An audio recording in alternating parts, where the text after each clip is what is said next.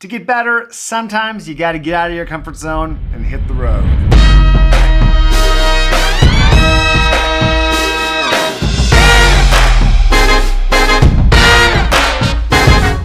What's going on? This is Jason Heath, and I just got back from an incredible trip with some of my bass friends in Ohio. I was there for the Ohio State Bass Day and the Cincinnati Bass Bash, and I learned so much on this trip. So in this video, we're going to go through my top 3 takeaways and how events like this can totally level up your bass playing.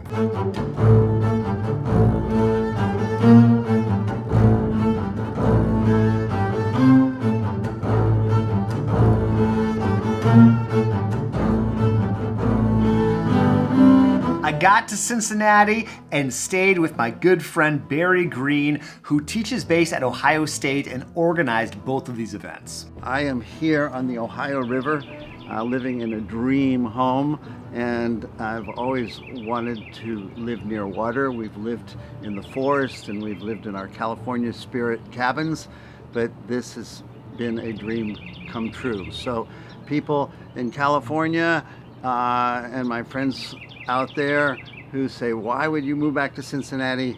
Look, don't feel sorry for me. Barry and I hopped in his MG and drove to the Cincinnati Bass Cellar to check out some basses. If you haven't been there, definitely check it out. I've got a link in the description below.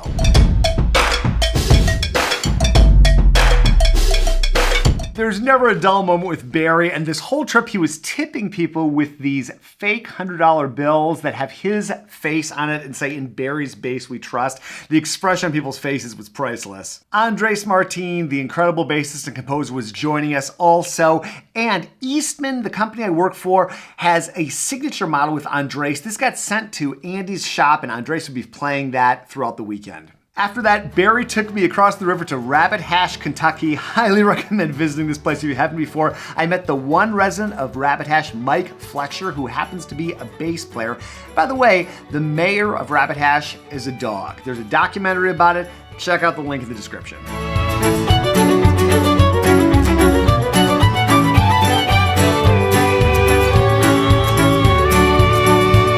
The next day, Barry, Andres, and I drove up to Ohio State in Columbus, which leads me to my first takeaway. There's nothing like in-person experiences. Look, I love Zoom. I use it for my podcast all the time. It was great to be able to connect with people during the pandemic, and it's still great to be able to connect with people from different parts of the world you might not ordinarily see, but let me tell you, getting together in person, there's just nothing like it. I've seen this time and time again. You'll probably learn more from one day of a bass event than you will from a month or maybe even 6 months of your regular life. There's something about being around other like-minded people and seeing great performances and checking out master classes. It just totally turbocharges your progress. The dream situation with this Ohio State is that the school is really dedicated to music education.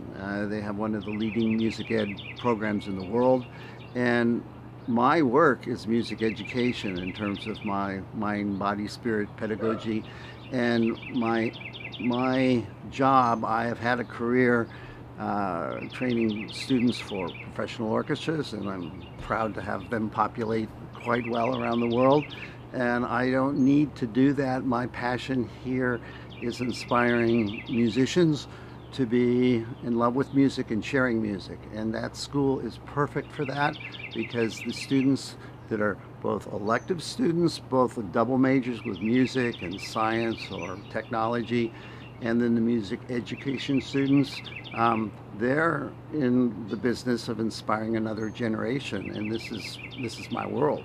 And so it's a great match, and we still have people coming for performance, and I have the skills and the students to help them along, but it's not in the majority. It's a perfect environment to share what I'm dedicated to. Barry had quite a lineup of faculty members for this event, including Milton Ruffin, who's the new jazz bass professor at OSU. Now, what does groove mean? Groove, what does that mean? What does it mean? Nobody knows what groove means? What does it mean?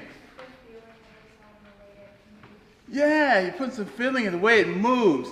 And we've got to be able to feel the groove all together. It's more than just counting, but we got to feel it together. We're counting, but we're feeling it together. So for groove, da da da dee da, ba ba da da dee da, da da da dee da, da da da da dee da, da da da da dee da, da da da dee da, da ba da dee. You hear us grooving? Those are the intangible things.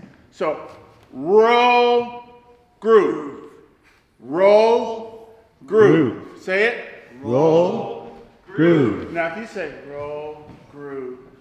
Now roll, groove. Getting to see Andres teach master classes was a real treat. I'm always a fan of seeing him do his thing. And talk about inspiring. So all of those, down bow if possible, short and off the string, like yum, bum, bum, bum, ba, ba, ba, then long, long. And everything is marcato. 1, 2, 3, and. Yes.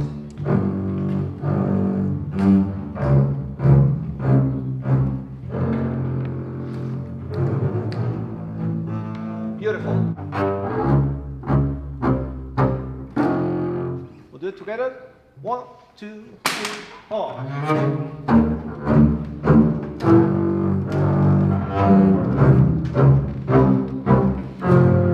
Separate.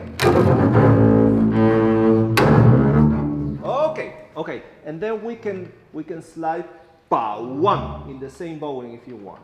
Very romantic and rubato. This usually doesn't happen in classical music. We are always together. We ask the pianist, follow me. So here is not follow me.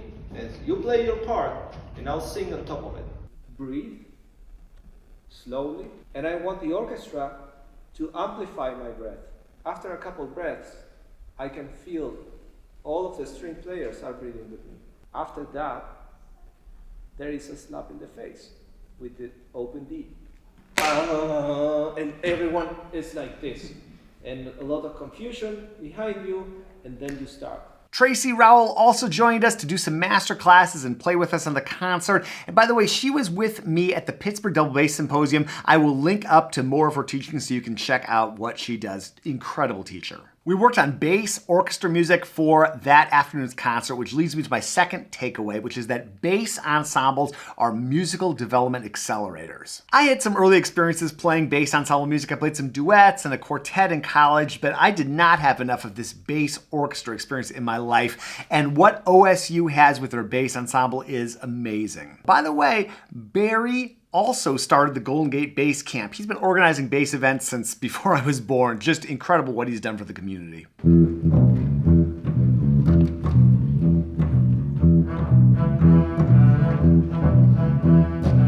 The ensemble, it's our chamber music. It's what builds us as musicians. Everyone from any discipline knows that when they play in a small ensemble, although we're doing both small and larger ensemble, our Buckeye basses are 9 strong and will be 12 perhaps even next year. It's a larger ensemble, while we'll split into some small groups too, but this is where we learn about music by learning to identify with the whole score, what everybody's playing, dialogue, the pitch, everything is designed to build a musician. And the students are just infected with what we call the bass virus. You know, they love playing in the ensemble. Many of them have never done anything like that. And over the years, through our bass camps that we've been doing for generations, I have 2 blocks of music that go from floor to the ceiling, which is dedicated to the bass ensemble. From all of our friends, from unpublished works to the great published material that is available now. And it's a world that's of repertoire that's really there, and it's fun from all disciplines, from rock, from funk, from jazz, folk, classical, ethnic music. And so it's our connection to the world, and it's our connection to build musicianship as well. Side note, I'm still getting used to playing events like this and covering them. So I'm learning where to put my cameras. I learned where not to put my camera. I forgot that Barry was conducting the bass ensemble, and I plopped it right where he'd be conducting, leading to some kind of hilarious footage.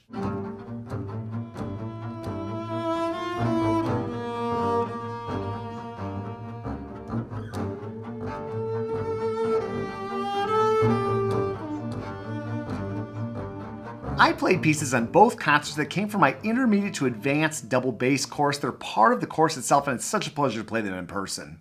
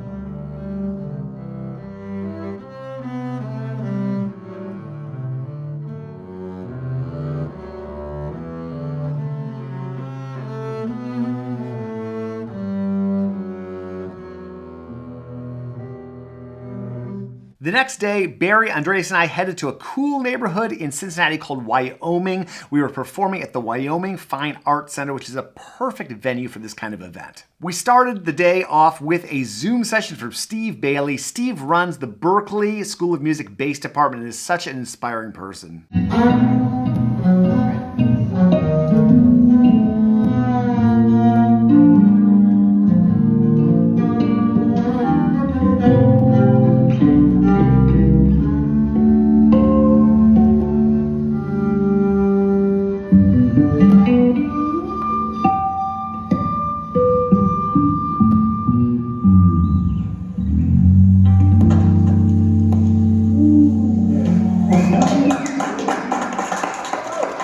We talk about it all the time, and we demonstrated how important and how the double bass influences electric bass playing. I mean, the double bass is the grandfather, the godfather, and the emperor of electric bass. It's where it all came from.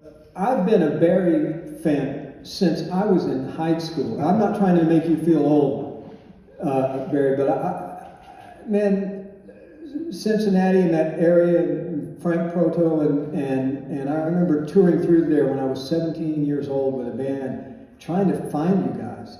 Because literally, I mean, back then, y'all know information was hard to get, and it was almost rumors where I'd read your name in a magazine. Or anyway, it was just great to actually be collaborating with you on something.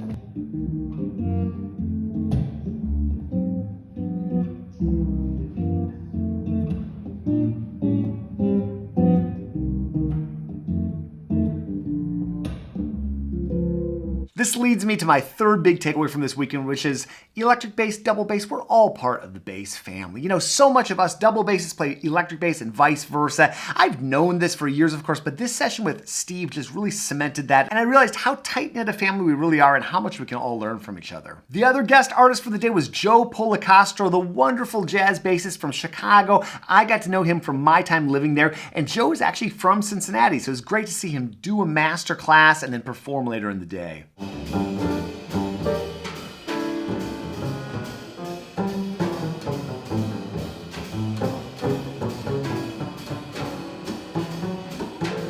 And then when we're playing lines as a soloist, we're going to be thinking more in that 3, 5, 7, 9 upper side of things. But the same things apply.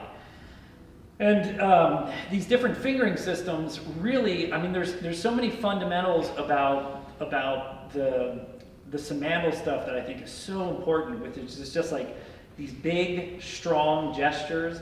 They allow you to keep so much of the stuff in tune on the bass. I think there's something about, especially if you stand. I know that there's a lot of different things about playing with the bass versus standing versus sitting and things, but just movements that are big, strong, that use gravity on their side. And sometimes, and I know a lot of people, especially modern classical music stuff, they're just like, oh, no 4/4 fingerings, no 1/1. but that stuff can be really strong and really in tune.